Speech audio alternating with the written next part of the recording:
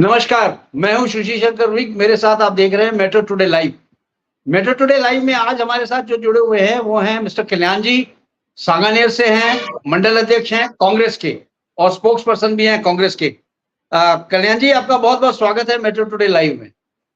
दूसरे हमारे साथ जुड़े हुए हैं ब्रिज मोहन मदान जी। ब्रिज मोहन मदान जी जो एडवोकेट भी हैं हाईकोर्ट में जयपुर में और बीजेपी के स्पोक्स पर्सन हैं और एक इंडिपेंडेंट वर्कर भी हैं। मदान जी, आपका बहुत बहुत स्वागत है मेट्रो टुडे लाइव में। धन्यवाद धन्यवाद साहब। दूसरे हमारे साथ जुड़े हुए हैं एडवोकेट साहब, advocate bridge Mohan ji, advocate Brajesh जी। ब्रजेश कुमार जो है ये आर्मी रिटायर्ड हैं लेकिन इंडिपेंडेंट वर्कर भी हैं, प्लस ब्रजेश जी एक एडवोकेट भी हैं जयपुर में हाईकोर्ट के। ब्रजेश जी, आपका भी बहुत बहुत स्वागत है मेट्रो टुडे लाइव में। तो जैसा आप सब जानते हैं कि लोकसभा चुनाव का परिणाम भी आ चुका है। एग्जिट पोल सारे के सारे धराशायी हो गए हैं और जो जीता है वो सबको मालूम है कैसे जीता है, क्या है। तो 543 सीट में जो राइट रिजल्ट है एनडीए को 293, 234 इंडिया गठबंधन को और 16 अदर्स। अब ये देखना है कि सरकार कैसे बनाते हैं, क्योंकि इस समय दो बाहर से लिए जा रहे हैं। एक तो जेडीयू की सरकार ली जा रही है, एक टीडीपी की। इन दो को भी मिला रहे हैं एनडीए, और एनडीए मिला के एक गठित सरकार बनाएंगे। तो सबसे पहले मैं कल्याण जी से पूछना चाहता हूं, कल्याण जी, आप क्या अपने कांग्रेस के रिजल्ट से संतुष्ट हैं क्या? कल्याण जी, कांग्रेस की परफॉर्मेंस से। नमस्कार। देखिए, जनता जनार्दन का जो मैंडेट है वो स्वीकार्य है जी और जी, जनता ने बीजेपी को, मोदी जी को दोबारा या तिबारा सेवा करने का अवसर दिया है। इसलिए मैं पहले इनका थर्ड टाइम मदान जी थर्ड टाइम दिया है। हाँ, थर्ड टाइम मदान जी का और ब्रजेश जी का मैं स्वागत करता हूँ, क्योंकि जनता सर्वोपरि होती है और जनता ने मैंडेट दिया है, इसलिए जनता को मैं बहुत बहुत धन्यवाद देता हूँ। जैसा कि पिछली बार जो था, जनता ने इनको भरपूर मैंडेट दिया था, बीजेपी को, मोदी जी को, मगर मोदी जी और बीजेपी चाहे जनता के तराजू पे खरी नहीं उतरी। इस वजह से इस बार उन्होंने उनको कम कर दिया है, मगर फिर भी मैंडेट दिया है। तो मैं चाहूंगा कि बीजेपी वाले जनता की भलाई के कार्य करें और जनता से संबंधित जो तकलीफें हैं, जनता की मूलभूत सुविधाएं हैं, उनकी तरफ ध्यान दे और अपने धनाढ्य सेठों को फायदा नहीं पहुंचाए तो बेहतर होगा। अगर अदरवाइज ये जनता वो जनता है जो फर्श से फर्श पर और फर्श से अर्थ पर ले जा सकती है, और अगली बार अगर इसी तरह का रहा तो हो सकता है शायद इससे भी बुरा परिणाम देखने को मिले। जैसा पिछली बार जनता ने मैंडेट दिया था 303 सीट का बीजेपी को, इस बार वो 240 में ही छोड़ दिया उनको। और मैंने आपके माध्यम से पिछले 2 एपिसोड पहले बोला था, जब ये 400 पार कर रहे थे, आपने डिबेट करवाई थी, तो मैंने कहा था कि बीजेपी 220 से 250 के बीच में ही आएगी, और ये बिल्कुल सत्य निकला कि 240 पे उन्होंने, जनता ने उनको रोक दिया है। साथ ही जिसके लिए ये बार बार कह रहे थे कि धारा 370 और राम मंदिर, तो राम मंदिर अयोध्या की जो सीट है तो भी इन्होंने बीजेपी को नहीं दिया है। जो फैजाबाद की सीट है, अयोध्या की सीट है, और सबसे श्रेष्ठ या सबसे एक इम्पोर्टेंट सीट थी, उसको बीजेपी को नहीं दिया है। और बीजेपी को वहां भी एक थोड़ा सा सबक सिखाने की कोशिश करी है, और जनता ने बता दिया है कि जनता सर्वोपरि है, नेता या पार्टी कोई सर्वोपरि नहीं है। इसलिए जनता हित में ज्यादा से ज्यादा कार्य करे तो ज्यादा बेहतर होगा। ठीक है कल्याण जी, आपने अपना स्टेटमेंट दे दिया। 30 सेकेंड्स में देता हूं एडवोकेट ब्रिज मोहन मदान जी को। मदान जी, आपके साथ सवाल यह है, क्या बीजेपी ने जो इस समय सीटें हासिल की हैं ये उसकी कल्पना से बाहर थी? क्योंकि बीजेपी का एक नारा था 400 पार। 400 पार तो नहीं गई बीजेपी, ये बीच में ही अटक गई। इसके क्या कारण है? एनालिसिस हो रहा है हेड ऑफिस में भी। आप अपने लेवल से बताएं कि आप क्या सोचते हैं, क्या हुआ होगा और क्यों इतनी सीटें कम आई हैं बीजेपी यानी एनडीए की? मैं पहले कल्याण जी को बहुत बहुत साधुवाद देता हूँ कि उन्होंने इस बात को कहा है कि लोकतंत्र में सबसे बड़ी जनता होती है। जनता Correct. जिसको चाहती है उसको 300 सीटें भी देती है, जनता जिसको चाहती है 50 सीटें भी देती है। ये तो निश्चित रूप से, लेकिन मैं यहाँ एक बात कहूंगा, कोई बात नहीं, पहले भी हिंदुस्तान में रीजनल पार्टी के साथ मिली जुली सरकारें चली, चाहे वो वाजपेयी साहब हो, चाहे मनमोहन सिंह जी हो। एक बार नहीं, मनमोहन सिंह जी ने 2 बार मिली जुली सरकार चलाई है। मैं वाजपेयी साहब की बात करूं तो वाजपेयी जी जब प्रधानमंत्री बने पहली बार तो उनकी 181 सीट थी। वो 181 सीट के साथ 27 पार्टियों के साथ उन्होंने सरकार चलाई और बाद में तो उनको बहुमत मिला तो उन्होंने सरकार चलाई। इसी प्रकार मनमोहन सिंह जी की बात करें तो 2004 में मनमोहन सिंह जी की 145, मतलब कांग्रेस की 145 सीट थी और भारतीय जनता पार्टी की थी 138। इसी तरीके से 2009 में मनमोहन सिंह जी की, मतलब कांग्रेस के साथ 206 जने थे और दूसरी पार्टी बीजेपी की थी 116, जबकि बहुमत तो 272 में था। कहने का तात्पर्य ये है कि मनमोहन सिंह जी ने कांग्रेस पार्टी के नेतृत्व कर मिली जुली सरकार 10 साल चलाई। जनता है, जनता जिसको सर्वोपरि मानती है, इसमें कोई शक वाली बात नहीं है कि मोदी जी ने 400 सीट का एक लक्ष्य निर्धारित किया था। मैं फिर कहता हूँ वो नारा नहीं था, एक लक्ष्य निर्धारित किया था और लक्ष्य पे हो सकता है जनता ने किस विचार से क्या नहीं करके अल्टीमेटली सरकार ने उनको जनता ने 240 सीटें दी हैं। आज तक की जितनी भी मिली जुली सरकारें बनी हैं, किसी में भी नेतृत्व करने वाली पार्टी के 240 सीटें नहीं थी। मैं फिर पुनः दोहरा रहा हूँ कि 240 सीटें नहीं थी। मनमोहन सिंह जी की एक बार 145 थी, एक बार 206 थी और वाजपेयी जी की 181 सीट थी। वाजपेयी जी ने भी 5 साल बड़ी अच्छी सरकार चलाई, मनमोहन सिंह जी ने भी चलाई और फिर अब वही एक तरह का सिस्टम आ गया है। मोरारजी देसाई अपने मोदी जी 2 बार पहले 5-5 साल चला चुके, इस बार उनको ये भी एक देखेंगे कि मोदी जी अपने साथ दूसरी पार्टियों को साथ लेके चलते हैं कि नहीं। पर यहाँ मैं एक बात दोहरा रहा हूँ, जब पिछली बार 2014 में मोदी जी की 278 सीटें आई तो भी उन्होंने अपने मंत्रिमंडल में एनडीए के लोगों को शामिल किया। इसी तरीके से जब 303 सीटें भी आई तो भी उन्होंने मंत्रिमंडल में एनडीए को साथ शामिल किया। आज वही एनडीए के आज उनके साथ मित्र हैं, उन्होंने प्री पोल एनडीए बनाया है। प्री पोल इन्होंने भी बनाया, किन्होंने, राहुल जी ने भी, और राहुल जी ने जब प्री पोल बना के उन्होंने भी अपनी अपेक्षाओं से जनता ने उनको ज्यादा सीटें दी हैं। आज 99 सीट दी हैं। अगर ये 99 की जगह हो सकता है कहीं ये 150 सीट होती तो हो सकता है प्रधानमंत्री बनने का राहुल जी को भी मौका मिलता है, लेकिन 240 और 99 में बहुत फर्क है। पूरी एनडीए को जोड़ लो, इंडी को जोड़ लो तो 233 सीट बनती है, जो कि मोदी जी की अकेले में 240 सीटें। आप यार नोट कर दें, ये अपने सारे भी मिला लें तो भी इनकी 240 सीटें हो ही नहीं सकती है।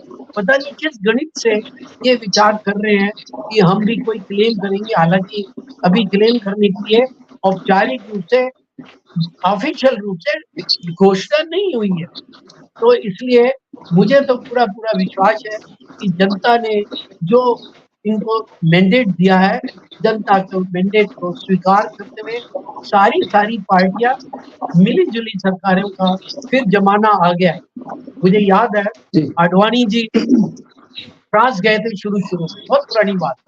तो आडवाणी जी ने फ्रांस से आने के बाद कही थी कि अब हिंदुस्तान में भी मिली जुली सरकारों का युग आ रहा है, और उनके जमाने में युग आ गया। आडवाणी जी को प्रधानमंत्री किया था उन्होंने, नहीं बन पाए वो। आज फिर उन्हें 10 साल बाद हम फिर उसी पायदान पे आके खड़े हो गए कि मिली-जुली सरकारें बनेगी। और मिली-जुली जी सरकारों का एक बात और बताऊँ, जी जी अगर हम ठीक पॉजिटिव काम देखें तो कई ठीक बार एक पार्टी अपनी मनमानी करती है।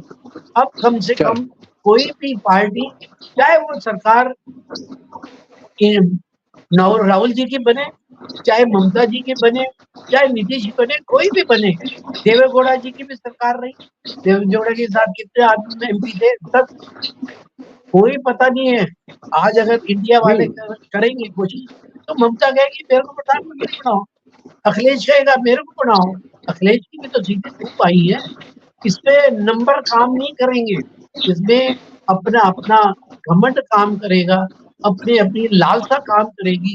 अखिलेश कहेगा मेरे को बनाओ, नीतीश जी अगर मान लो उधर जाते भी हैं, नीतीश जी कहते मेरे को बनाओ। किसने कहा? देवेगौड़ा जी तो बनी थी ना। इसलिए मेरा तो ये अच्छा है कि जनता ने एक अच्छा मैंडेट दिया है, और जनता ने नेताओं को ये बात साबित कर दी कि जो जनता चाहती है वो ही होता है। ठीक ठीक है। मैं मेरा एडवोकेट समय समाप्त। जी जी जी एडवोकेट ब्रजेश जी से मैं पूछना चाहता हूँ, एडवोकेट साहब ये बताएं कि मैंडेट तो दे दिया है जनता ने, मैंडेट दिया है जनता ने बीजेपी को नहीं एनडीए को, अब जेडीयू और टीडीपी ये भी साथ आ रहे हैं। पिछले बार जो हमारी करंट जो थी कैबिनेट थे वो 28 थे, 28 कैबिनेट थे।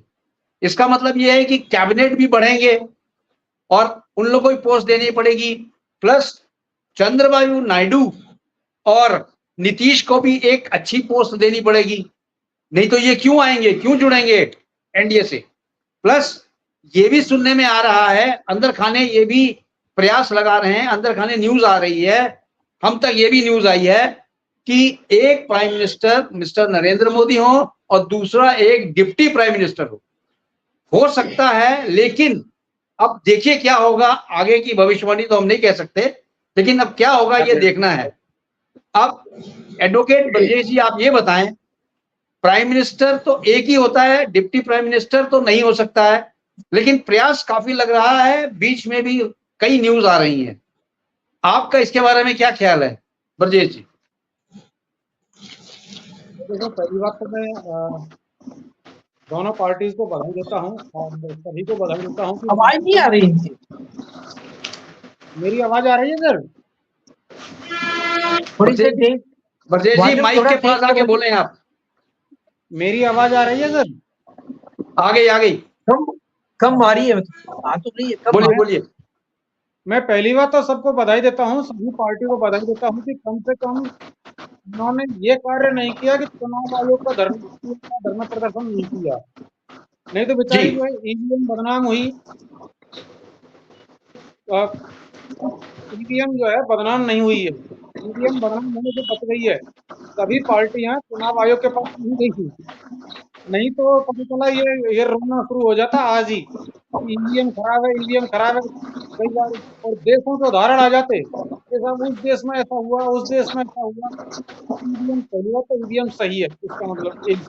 दूसरा, एक अब जो है पूरे 5 साल हर पार्टी को सिद्ध करना है, सिद्ध करके बताइए। पूरा बहुमत होता है तब तो हर कोई चला लेता है सरकार को। आवाज थोड़ी तेज कीजिए, इनकी आवाज नहीं आ रही।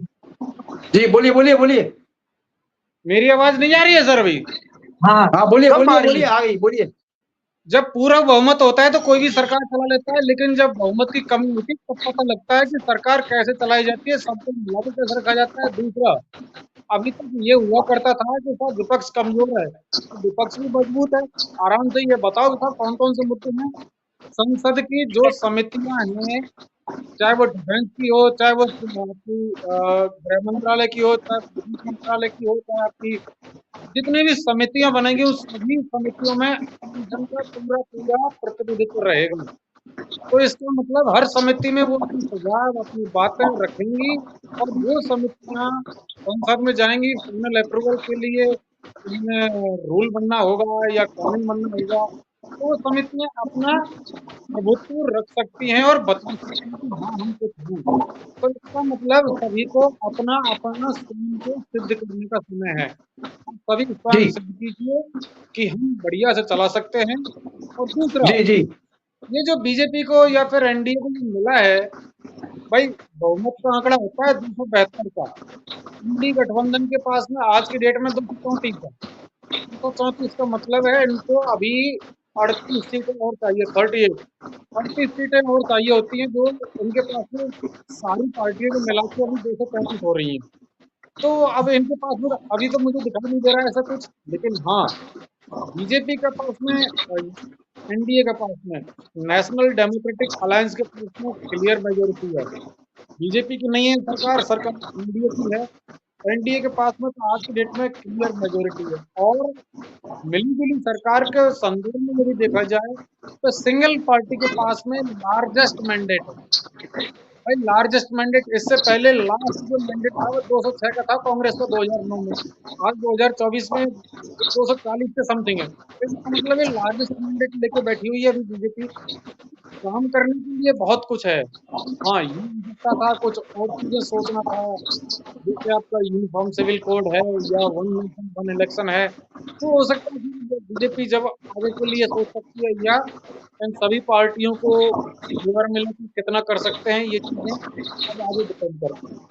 परंतु हाँ इतना है कि अभी इनके पास में सरकार चलाने के लिए बहुत कुछ है। सरकार चलाने का फ्यूल है।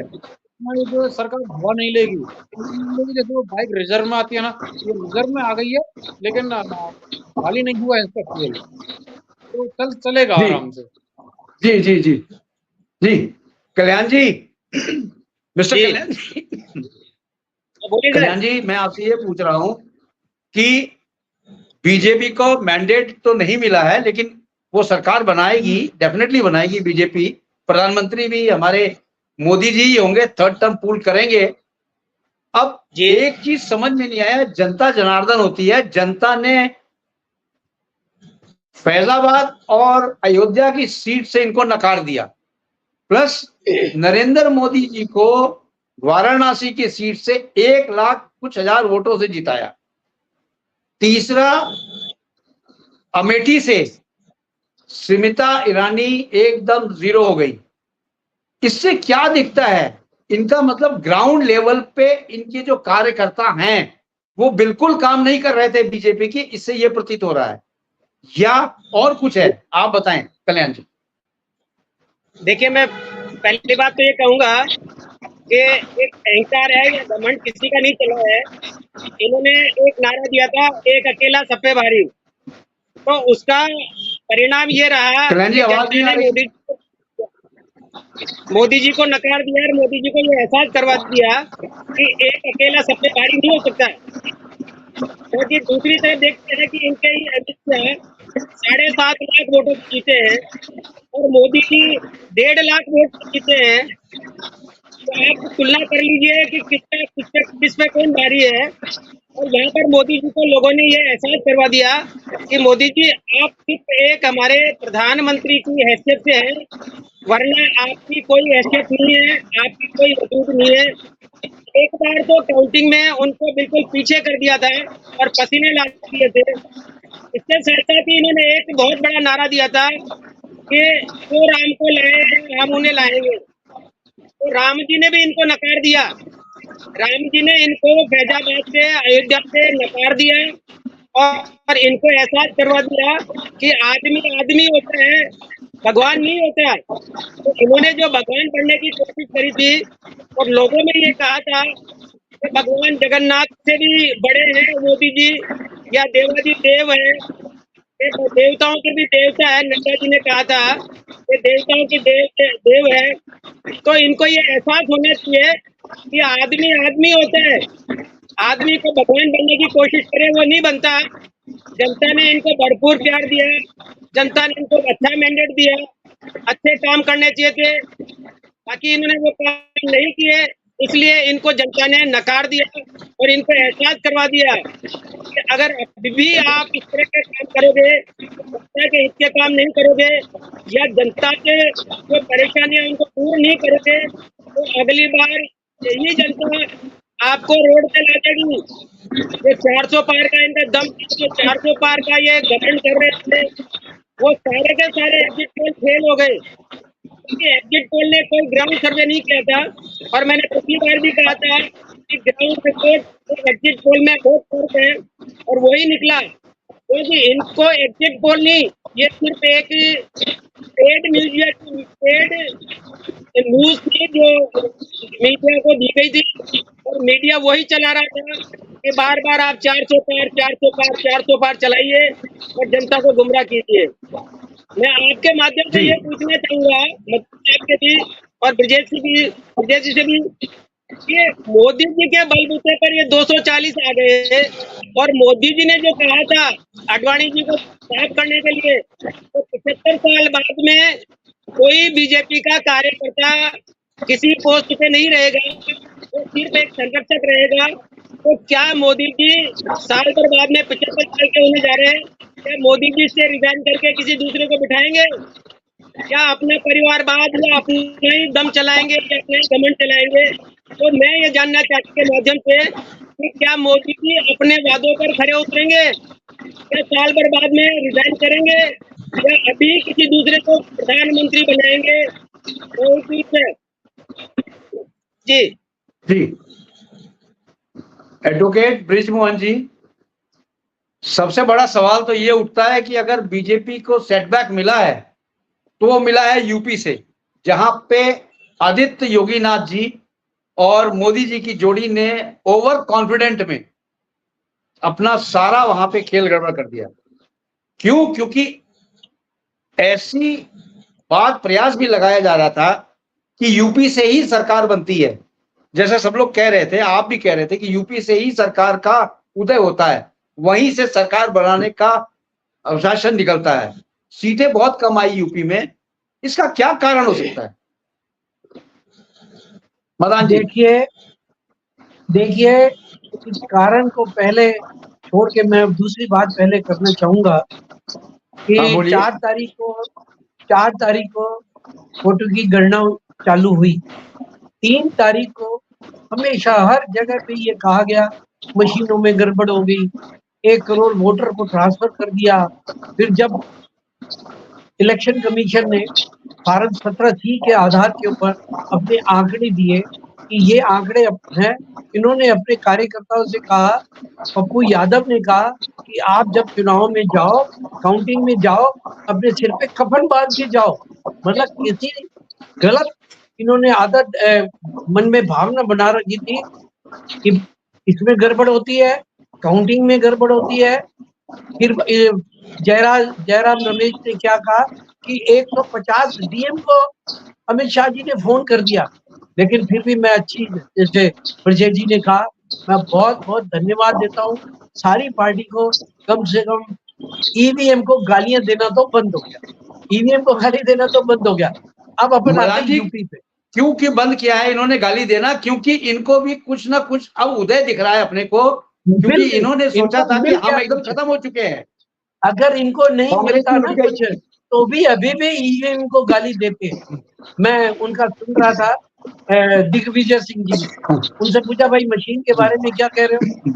उन्होंने कहा हम जीत गए तो मशीन अच्छी है, और हम हार गए तो मशीन खराब है। उन्होंने बहुत क्लियर कहा।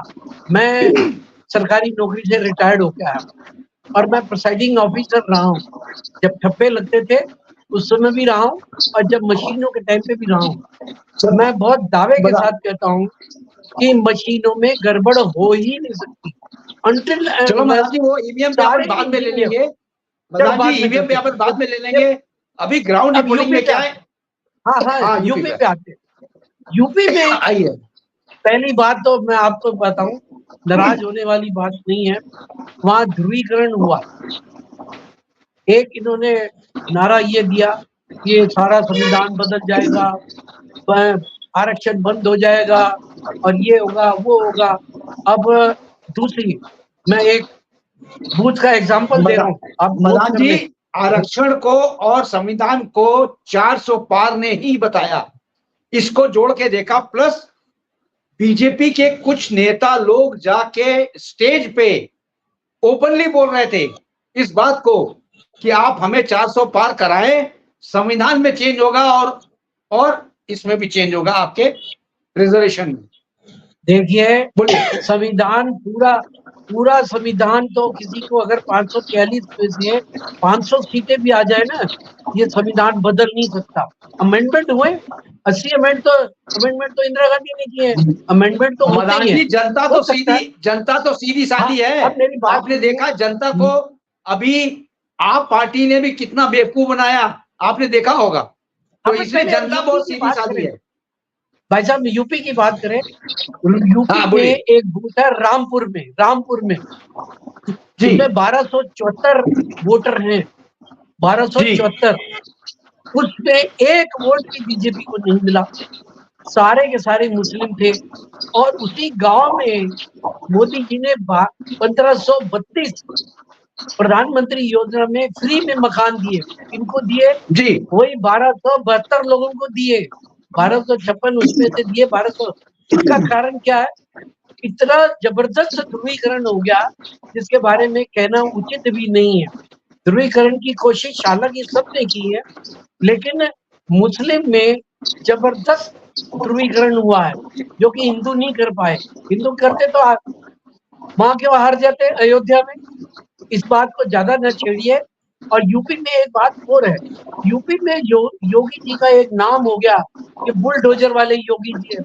हर आदमी का बुलडोजर वाले हैं। तो जो गुंडा लोग थे, जो माफिया थे, जो सबको तंग करते थे, उन्होंने एक योजना बनाई कि किसी भी कंडीशन में मोदी जी को आगे नहीं आने देना। वही जनता थी, उन लोगों ने उसके ऊपर पैसा खर्च किया। कितने माफियाओं ने अपना, पप्पू यादव को देख लो, पप्पू यादव ने क्या क्या बात कही। ऐसे यूपी के जो माफिया थे वो सारे एक हो गए और एक माहौल, एक वातावरण बना दिया गया कि मोदी ऐसा कर देगा, योगी ऐसा कर देगा। इसलिए और थोड़ी सी अखिलेश ने मेहनत भी की, बिल्कुल शक वाली बात की। राहुल जी ने भी मेहनत की। जहाँ पिछली बार राहुल पूरे यूपी में कांग्रेस की एक सीट थी, आज मेहनत करके वो 8 सीट लाए हैं। मेहनत भी की है, लेकिन मेहनत जी किन के थ्रू की है? माफियाओं के थ्रू, शरीफ आदमी के थ्रू नहीं हुई। तो मेरी तो ये रीडिंग है, हो सकता है मेरी रीडिंग गलत भी हो, लेकिन मैंने आपको एग्जांपल दिया। रामपुर नहीं। किस पे आता है? आजम खां की कंस्टिट्यूंसी में, मालूम है ना। जी और जी आजम खान कौन था किसी को बताने की जरूरत नहीं है कि आजम खान कौन था कौन नहीं था। आजम खां की बीबी, आजम खां के बच्चे सारे जेल में थे और चुनाव से पहले उनकी जमानत हुई ना। केजरीवाल की चुनाव से पहले जमानत होगी। क्या कारण है? मैं उन कारणों पे नहीं जाना चाहता, लेकिन कहीं ना कहीं एक जबरदस्त कॉन्स्पिरेसी हुई है, जबरदस्त षड्यंत्र रचा गया है कि और बाकी चलो। एक बात बताएं, मैं गिनाता हूँ आपको, ऊपर से चले। हिमाचल में क्या हुआ? 4 में से 4 सीटें आई है ना। हिमाचल में 4 में से 4 सीटें आई, उत्तराखंड में 5 में से 5 सीटें आई, मध्य प्रदेश में 29 में से 29 सीटें आई कि नहीं आई? और बाकी इन्होंने कोई किया है क्या जिसमें सारे के सारे एक साथ आए? मध्य प्रदेश में तो 29 सीटें आई, और भी कई जगह आई। राजस्थान में और उत्तर प्रदेश कहीं ना कहीं गड़बड़ हुई है। गड़बड़, मैं ये नहीं कहता मशीन में गड़बड़ हुई है, मैं ये नहीं कहता बैलेट पेपर में मशीन गड़बड़ हुई है। कहीं ना कहीं चुनाव प्रचार में एक तरफा चुनाव प्रचार करके, राजस्थान में तो और भी तरीके के दल बदल हो गया। दल बदल वालों को टिकट नहीं दी, इन्होंने नहीं दी तो उन्होंने दे दी, उन्होंने नहीं दी तो इनके हो गए। तो कहने का मतलब है जो भी हुआ, अब हमें जनता के मैंडेट को सहर्ष स्वीकार। जी कल्याण जी, आपको कुछ बोलना है? 5 सेकंड आए, फटाफट बोले। कल्याण जी कुछ बोलना है कंक्लूडिंग? जी देखिए मदान साहब ने अभी कहा कि रामपुर जो गांव है वो मोमडन गांव है और वहां पर 1232 घर है। 1232 घर, ठीक है। तो जी इन्होंने 1272 वोटर है और बीजेपी को 0 वोट मिले हैं और सब के सब मुस्लिम है, हिंदू नहीं है। कि मोदी जी ने वहां पर 1532 घर दिए हैं या 1532 लोगों को सुविधाएं दी है। तो ये गलत है कि मोदी जी ने, जब 1200 मकान है तो 1532 घरों को कैसे सुविधाएं मिल सकती है? इसलिए थोड़ा सा कई मैं पॉइंट आपको कंफ्यूज है। ईमेल भेजता हूँ, ईमेल का एड्रेस भेजता हूँ, आप ईमेल करके पता कर लीजिए जो मैं कह रहा हूँ वो गलत है या सही है। हो सकता है सर, मैं भेजता हूँ, सुशील जी को भेजता हूँ। 1232 हो सकता है, 1532 नहीं हो सकता। आपको ये कह रहा हूँ कि 1200 घर में 1200 सुविधाएं मिल सकती है, 1500 सुविधाएं नहीं मिल सकती। और मोदी जी इतने 15 बेवकूफ नहीं है कि गाँव में पूरे घर वालों को 100% लोगों को अभी सुविधाएं मुहैया करवा वोट दे। कास्ट 1274 हुए हैं, संख्या तो ज्यादा है। वोट कास्टिंग जो हुआ है वो 1274 वोटों का हुआ है और 1532 मकान दिए गए हैं, दूसरों को भी दिए गए हैं। और ये 1272 सिर्फ एंड वोटर जिन्होंने वोट कास्ट किया है। मैं ये नहीं कह रहा हूँ उस गांव की जनसंख्या इतनी है, एक बूथ पे बात बता रहा हूँ, गांव की पूरी जनसंख्या की बात नहीं कर रहा हूँ। वो बूथ मुस्लिम का है। मैं आपको हो सकता है सही तो होगा कि मैं आपकी बात से ईमेल सहमत एड्रेस हूं, भेजता हूं और आप पता कर लीजिए। और मुझे एक बात कल्याण जी बताएं, बोले अयोध्या में फटाफट। कितना परिवर्तन हुआ? अयोध्या कल्याण जी वर्ल्ड फटाफट बोले, क्लास टाइम नहीं बन है। गई, वर्ल्ड क्लास। मैं तो और अयोध्या मैं से तो यही हार गए। इसका मतलब हिंदुओं ने अजीत जी, ध्रुवीकरण नहीं किया, हिंदुओं ने एक ध्रुवीकरण मिनट किया कल्याण होता जी, है। एक मिनट कल्याण जी बोले। तो पुनः मिलेगा। अगर जनता को दुख दर्द देंगे तो जनता रोड पे ला देगी, और जनता सर्वोपरि है। जनता आपको ऊपर बिठा सकती है तो जनता नीचे जी बुला भी सकती है, रोड पे भी ला सकती है। इसलिए जनता का लिहाज करे। जितने भी नेता हैं जनता के नौकर हैं, जनता के अपने बनने की कोशिश नहीं करे। जो लोग बात चौकीदार है वो चौकीदारी रहे, ऑफिस में घुस के और बॉस बनने की कोशिश नहीं करे। अगर चौकीदारी करेंगे तो फायदे में रहेंगे, और अगली बार भी हो सकता है शायद जनता मैंडेट दे दे।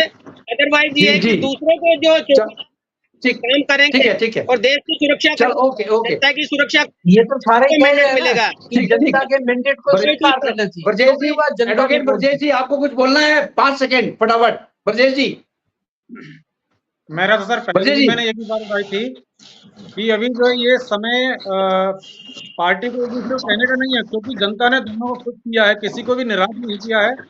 इसलिए कसौटी दोनों की है, एनडीए की और एनडीए की भी। दोनों के लिए एक चुनौती है, दोनों को अपने आप को सिद्ध करना है कि हमें क्या करना है अभी। कोई भी निराश नहीं है, कोई भी हताश नहीं है, सबके वहां पटाखे फूट रहे हैं, लेकिन जी पार्टी को कन्वर्ट होना है अभी उम्मीदों में।